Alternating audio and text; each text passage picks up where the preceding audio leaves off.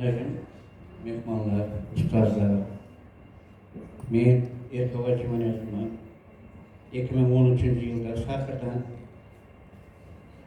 ağrı kalganlar. Şu gün gerçi men hiç vakt Valencia'ya barmaganman, hesap olup yapmaganman.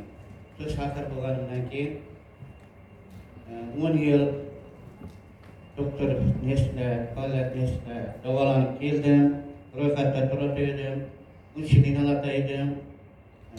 Her ayı 3 mertebe yatıp çıkartıyordum, 5 günden, 2 günden, 3 günden. Tankli diyabet. O kadar almışım. 2013 yılı. Burası da bu sakır kasalların davası yok. Ama davalarını biraz istegen. Şu yere örgenimiz bizeler, 10 yıl davalanacağımız, 2 yıl birlikte özüm tarafını, mahsulatını 24. yılda iş başladım, iyun ayına. İş başladığımdan keyin sakırın 17-18 yedir çıkanında bunlar 12'ye yukarıda çıkanda 23-24'e çıkardığı mahsulatı iş başladım. Akdönü karalık kalsiyum iş başladım. Şunda benim asası sakırın iş başladı. Benim çakmış paramın karayıp ketkendi. Ayağımı basalmayıdıydım. Ayaklarını nasıl edek gelmeyidiydim. Dım karıp çıkartıp, dım ağırıp kazandım. Şu izlenişimden bana böyle bilmeyiz. Özellikle koşunlarımızdan şu safhada dolanıp gelgenirken şunu işte böyle telefonlarsa böyle iş başladı.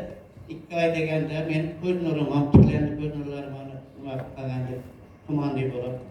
Maşinaydı, başkarıştı, yıllaşıp kazandı, şüphetlerinde içip başladım. 2 ayda insülini taşıdım. 2 aydan içinde ayaklarım karayıp, ketmeleri yaxşı buldu.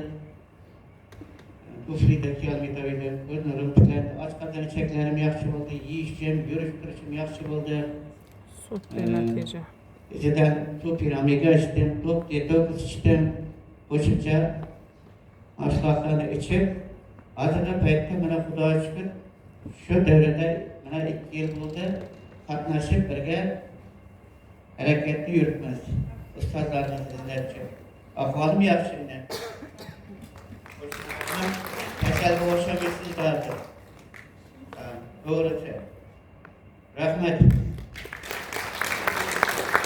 Mana eşitdingizlar.